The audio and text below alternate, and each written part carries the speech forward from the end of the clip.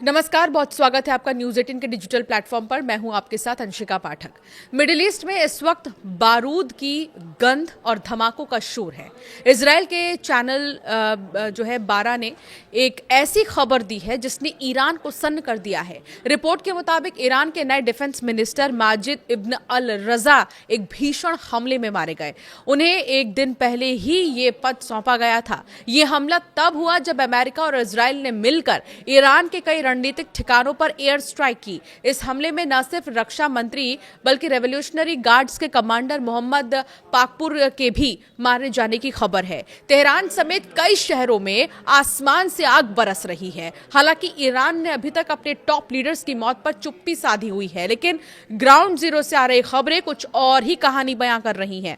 Iran के रक्षा मंत्री की मौत की खबरों के बीच तेहरान ने बहुत ही कड़ा रुख अपनाया है।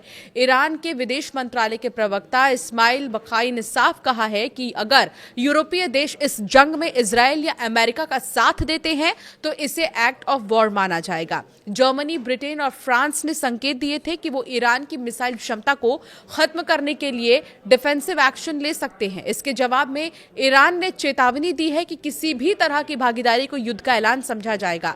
ब्रिटेन ने पहले ही अमेरिकी सेना को अपने बेस इस्तेमाल करने की इजाजत दे दी है, जिससे ईरान बुरी तरह भड़का हुआ है। इजराइल सिर्फ ईरान के अंदर ही नहीं बल्कि उसके सहयोगियों पर भी टूट पड़ा है।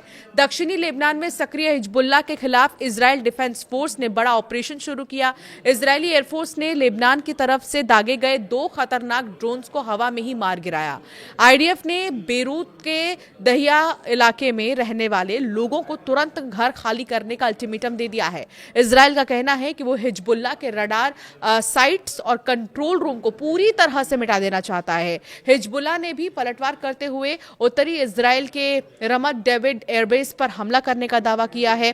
जब ईरान आसमान से बरस रहे गोलों का सामना कर रहा था, ठीक उसी वक्त कुदरत ने भी उसे जोर का झटका दिया।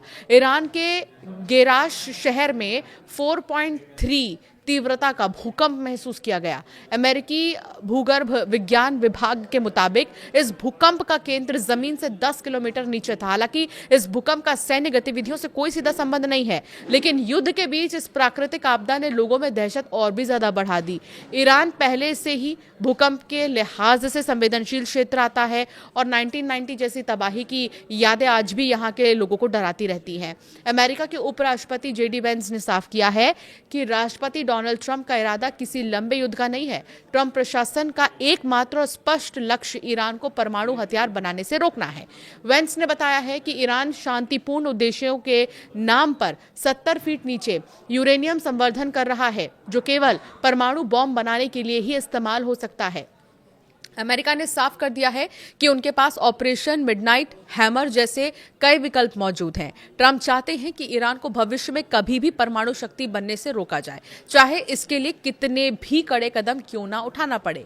ईरान में हमलों के बाद पहली बार अमेरिका के राष्ट्रपति ने अपने संबोधन में ईरान का जिक्र किया। उन्होंने ईरान पर हमलों की जानकारी देते हुए बताया कि ईरान का परमाणु हथियार सिर्फ मिडिल ईस्ट नहीं बल्कि अमेरिका के लिए भी खतरा था। हमने इस हमले से इस खतरे को खत्म किया है। हमने ईरान के सैकड़ों ठिकानों को खत्म किया और इस खतरे को कागज पर नहीं, हमेशा के लिए खत्म किया गया है। आपकी राय क्या है इस युद्ध पर? हमें जरूर कमेंट कर बताएं।